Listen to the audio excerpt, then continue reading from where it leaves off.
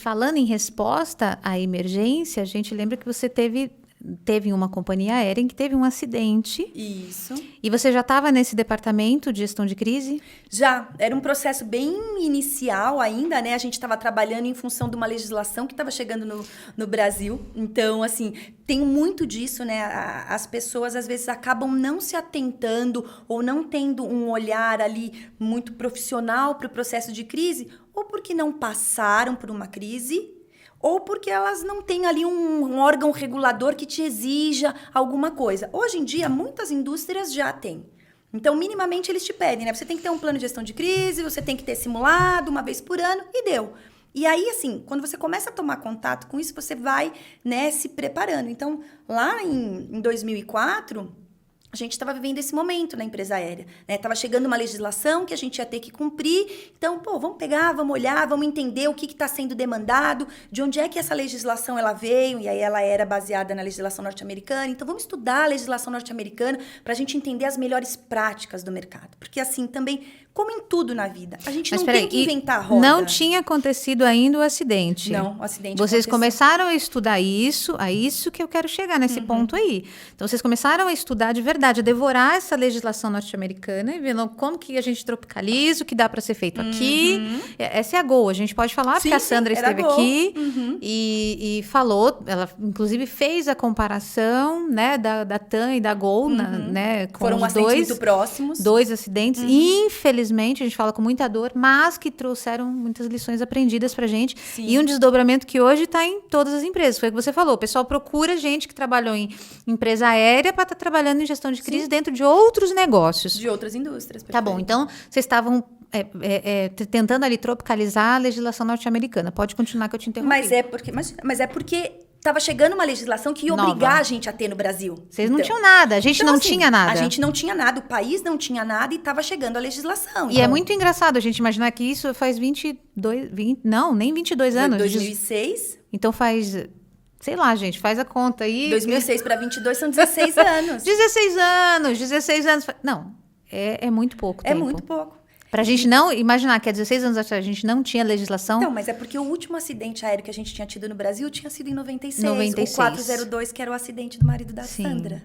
Então, o que acontece? Assim, quando você tem uma legislação que te demanda e te obriga a olhar, você acaba fazendo e aí vai muito ali do quanto você quer entender. Então, a gente estava exatamente... Mas essa legislação já tinha sido homologada no Brasil? Não, ela foi homologada em 2005. Ah, ok. Então, em 2004, a gente começou a entender como fazer, como é que a gente ia colocar em prática. Trabalho preventivo, né? É, prevenção, exatamente. Tinha um viés ali muito forte, porque a legislação ela é muito focada, muito voltada para assistência às vítimas dos acidentes. Então, tinha todo um lado psicológico do processo que nós não tínhamos. Ninguém conhecia? Que eu não tinha. Então, nós fomos procurar uma profissional do mercado para ela nos ajudar a escrever, a desenhar os treinamentos, porque a gente tinha que capacitar as pessoas que fossem dar apoio para as famílias, né? Então, tem tudo isso.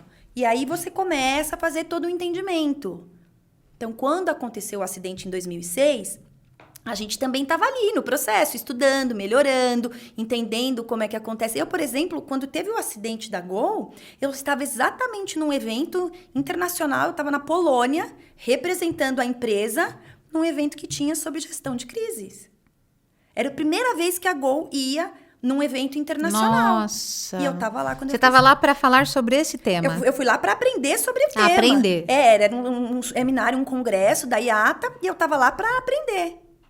E conhecer empresas do mercado que prestavam ali, que trabalhavam nessa parte de recuperação de bagagens, corpos, essas coisas todas, que para nós aqui no Brasil era um negócio inimaginável, né? Falar, imagina, gente.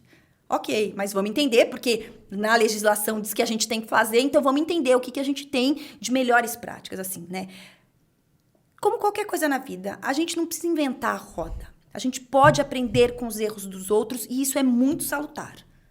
Porque você olha, assim, né, sentado no conforto aqui do ar-condicionado, com a cabeça fria, você pega, estuda um caso ali sem emoção de falar, puxa, aqui acertou, aqui errou, aqui na nossa instituição isso funcionaria, isso não funcionaria, porque também não adianta você pegar uma receita de bolo e falar assim, olha, a Heloísa falou que lá ela faz assim. Não é enlatado. Vamos fazer igual. Não é enlatado, não é receita de bolo, porque tem a cultura, tem as pessoas que compõem essa instituição. Então, você pega melhores práticas do mercado, você pega cases de sucesso e cases de insucesso para aprender com tudo isso. E é como você falou, acho que você usou o melhor termo possível ali, tropicalizar, né? É você trazer para a sua realidade. O que cabe dentro na sua instituição?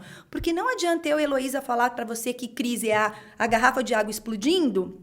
Se você, como CEO, você olha e fala assim, pra mim não acontece nada, é só pegar uma toalha, limpar aqui. Não, mas vai pegar aqui no equipamento eletrônico, pode dar curto-circuito. Mas não tem problema, a gente pede para todo mundo sair da sala e deu. Então, assim, precisa entender se a gente tá ali, sabe, falando a mesma linguagem, se faz sentido para todo mundo que a gente tá dizendo. Então, as coisas precisam estar muito alinhadas, as expectativas têm que estar muito alinhadas para que a gente consiga engajar as pessoas e elas entendam que esse processo não faz parte do dia a dia delas, né, o processo de gestão de crise, mas que em algum momento ele pode ser útil. Então, se ela precisar utilizar esse processo, ela saiba como fazê-lo, ela saiba quais são as ferramentas que estão à disposição, quais são os processos que foram escritos, que ela saiba quem são os pontos focais. Puxa, tive um problema, não sei se é crise ou se não é, para quem que eu ligo? Liga para Heloísa. Ligou para Heloísa, ela talvez consiga te ajudar. É saber os caminhos, né? Você não precisa saber, mas você precisa saber quem sabe. É isso aí. É você saber minimamente quem pode te ajudar a entender melhor aquele cenário e ver qual é o caminho que a gente vai trilhar. Porque as coisas têm que estar alinhadas, né? Então, os valores da empresa, as pessoas que compõem a empresa, né? O que a empresa quer, o que ela se propõe a fazer, o que ela se propõe a entregar. Tudo isso tem que tá muito ali em conjunto. As coisas precisam se conversar. Senão, ela se torna uma resposta extremamente mecânica. E aí, principalmente quando a gente volta a falar de luto, que é o momento onde você precisa expressar ali uma perda, uma dor. Gente, assim, quando você fala um eu sinto muito, esse eu sinto muito, ele tem que ser muito genuíno. As pessoas têm que olhar para você e acreditar que verdadeiramente você tá sentindo muito. E foi isso que vocês fizeram no case da Gol? Então, foi o que aconteceu, não é que a gente fez, aconteceu. Porque a Gol era feita de pessoas, né? Assim, eu trabalhei na Gol desde o começo, desde 2001, e fiquei lá por 12 anos.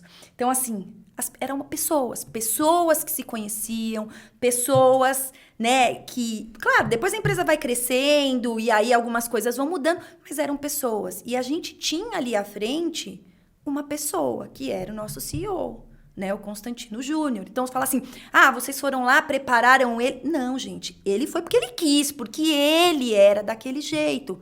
Então, todo mundo sempre diz, né, a Gol foi um case de sucesso. Mas a Gol foi um case de sucesso porque ela tinha pessoas por trás. Porque, gente, o que responde uma crise? Não são os processos, são as pessoas. É isso. A questão é essa que você falou. Eu fiquei até emocionada de ouvir você falando, sabe? Porque as outras companhias aéreas também são pessoas. Também Sim. são pessoas. No entanto, vocês tiveram um tratamento humanizado que todo mundo fala até hoje. Sim. Né? E é o que eu falo, a Sandra esteve aqui, a Sandra está falando sempre, faz infelizmente muitos anos que ela fala sobre como ela recebeu o tratamento no acidente que ela teve a perda do esposo. E como logo depois vocês tiveram outro tratamento completamente humanizado, com apoio e com a presença. Sim. E a Sandra disse isso muito claro. O que o CEO tem que fazer no momento de crise, no momento de emergência? Estar presente. Então, mas desde que ele sinta de verdade. Porque se você mandar esse cara pra ir lá, né, assim, bota o CEO lá falando. E aí o cara vem e fala assim, então, gente, eu sinto muito. Aí você fala, gente, não tá sentindo absolutamente nada, né? Não mexeu com ele. Então, assim, tem que ser um ato muito genuíno. E isso é uma das coisas que, por exemplo, a gente trabalha dentro do processo de crise. Necessariamente, não é o CEO que tem que ser a cara da empresa. Tem que ser alguém que esteja preparado para ser a cara da empresa. Alguém que saiba se comunicar. E aí a gente vai entrar por um outro lado, que é o de media training, sabe? Assim, é um universo muito grande, mas só ali para encerrar a questão da Gol. A Gol, a gente teve um cenário que foi muito peculiar. Eu sempre gosto de pontuar isso quando falo... Assim, eu não falo em nome da Gol, né? Não sou mais funcionária da Gol, mas posso falar da minha experiência lá. Mas a gente viveu um cenário muito peculiar, né? Porque a empresa ela foi vítima, junto com aquelas famílias. Então, foram dores que se somaram, né? E as pessoas se reconheceram ali como pares. Estamos todos sofrendo, porque eu perdi amigos. né? Famílias perderam ali os tripulantes, mas eles eram familiares. Então, todo mundo ali estava sofrendo uma perda. Mais até do que a perda ali, né, material, mas vidas. Todo mundo perdeu vidas ali. Não quer dizer que nos outros acidentes não se perca vidas também. Mas a Gol, ela também foi vítima ali daquele acidente. Então, a identificação das pessoas, ela aconteceu muito rápida, né? Da opinião pública. Eu não digo nem dos familiares, mas assim, hoje em dia, a gente falou de cancelamento, né? O que acontece quando você tem um problema? Não vamos nem pensar em crise, que é o pior cenário possível, mas assim, você tá com um problema. O que mede o sucesso ou o fracasso do que você tá fazendo? É a identificação do público e como eles estão te reconhecendo. É o reconhecimento das pessoas nas suas ações. Nossa, olha o que eles estão fazendo. Ou, você viu que eles não estão fazendo nada? É isso, é como as pessoas te percebem. E com essa velocidade de informação, essa onda de cancelamento, é muito fácil você ser julgado. Então, quando eu sempre digo e falo, gente, tivemos um problema, a primeira coisa que a gente tem que fazer é a gente se manifestar. Ou a gente assume a nossa culpa, ou a gente diz que não sabe ainda o que aconteceu, mas que a gente tá pesquisando, tá investigando.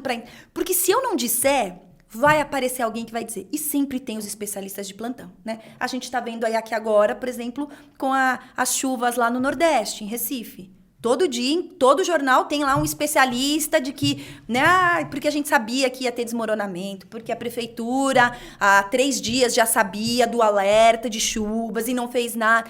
Sempre vão aparecer os especialistas e esses especialistas vão falar do ponto de vista que lhes for mais conveniente.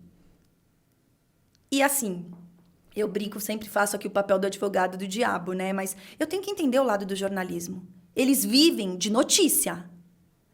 E eles vão fazer o papel deles. Não estou dizendo que é certo, não estou dizendo que é errado, mas ele está fazendo o papel dele, assim como eu estou fazendo o meu. Você tem que fazer o seu. Então, o meu papel é orientar a minha comunicação de imprensa e falar, gente, a gente tem que soltar uma nota. Antigamente, a gente sempre brincava, e se você procurar na literatura aí, né, nos documentos mais antigos, sempre se falou da golden hour, né? Que então é aquela hora de ouro, que era o quê? A primeira hora após ali o evento crítico, né? Ali a crise.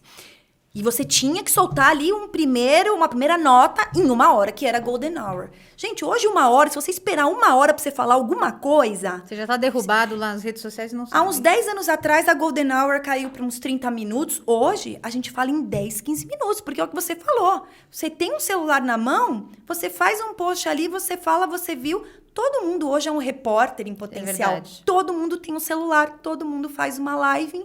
Entendeu? E ali, você coloca ali na sua rede social, tá fazendo ali ao vivo e as pessoas estão vendo o que tá acontecendo. E você, às vezes, você tá lá na empresa, a sua área de monitoramento ainda nem pegou essa situação, não tá nem sabendo o que aconteceu. É verdade. Você falou uma frase que para mim, eu acho que é a coisa mais importante da última fala, que é um CEO que era humano. Na verdade, assim, você fala de media training e sei lá mais o quê, mas mesmo assim as pessoas conseguem ver veracidade ou não. Sim. Então, eu acho que as pessoas que estão nesta posição, o quanto mais humana elas forem, que é olhar a dor do outro e lembrar que ele também tem dores, né? Então, acho que você falou, se identificou, as dores se identificaram. Eu acho que esse é o primeiro grande passo, que é, de repente, o CEO fala, não, peraí, tá sofrendo uma perda. Eu sei o que é sofrer uma perda. Então, se colocar nesse lugar. Ele pode ter todos os treinamentos do mundo, mas se ele não tiver esse ponto, essa questão humana, ele não vai convencer ninguém. Sim. E aí as coisas vão piorar, vão por outro caminho. Então, acho que o gestor que se envolve com... que é gestor de pessoas, ou gestor de uma organização, ele precisa treinar essa questão da humanidade, se ele não tem. Eu não sei se isso é treinável, sabe, Heloísa? Eu ainda tenho... Veio algum convidado aqui que eu não me lembro, acho que foi a Sandra mesmo que falou, eu acho que vem de berço. Acho que é berço. É do seu histórico de vida, né? De quem você é. Sim, é da sua essência. Talvez das suas dores, talvez das suas trajetórias. Eu acredito que a gente ainda possa treinar alguns tipos de comportamento, alguns tipos de olhares. Eu acredito que as pessoas, quando elas estão dispostas e vulneráveis, que é o verdadeiro vulnerável, né? De dizer, eu não sei fazer isso. Eu não, quando eu olho para a pessoa, né, eu não sei sentir o que ela sente, não sei ter empatia. E me ensinem. Eu acho que esse é um caminho incrível e é um caminho que, se a gente, como líder, como gestor, olhasse, se preocupasse um pouco mais com isso, a gente ia fazer uma grande diferença. Porque até hoje o nome da Go é colocado como um case de sucesso em plena tragédia absoluta. Porque alguém foi muito humano. Não se lembra, ninguém que está falando dos processos que foram utilizados, claro, eles tinham sido mapeados, estavam nesse processo. Ninguém está falando de processo, a gente está falando de um homem. E de um homem que mudou o olhar. Todo o relacionamento com aquelas 154 famílias e, mais do que isso, com a opinião pública. Você não viu... Um país. Com o país inteiro. Na verdade, com uma comunidade inteira. Tanto que no ano seguinte... A gente não sabe quantos MBAs ele tinha, a gente não sabe quantas línguas ele falava, a gente não sabe nada, mas a gente sabe que ele foi era um ser humano. Ele foi humano, é isso. E assim, no ano seguinte... Aquele mesmo evento que eu tinha ido participar lá na Polônia, quando teve o acidente, que eu voltei correndo para poder atuar aqui junto com os meus colegas, no ano seguinte, era um evento anual, eles me chamaram para palestrar e eu fui levar o meu case para lá de sucesso para as pessoas entenderem. Então, assim, esta imagem do ser humano, ela é super importante, porque... O sucesso aí é esse. É isso. Porque a crise tinha pessoas. acontecido, são as pessoas. O quanto as pessoas foram... O que é o sucesso o case de sucesso? O quanto as pessoas tinham sido tratadas, recebidas com afeto, abraçadas, acolhidas e respeitadas. Acolhidas. Que é uma palavra que a Sandra usa bastante e que ela faz todo sentido.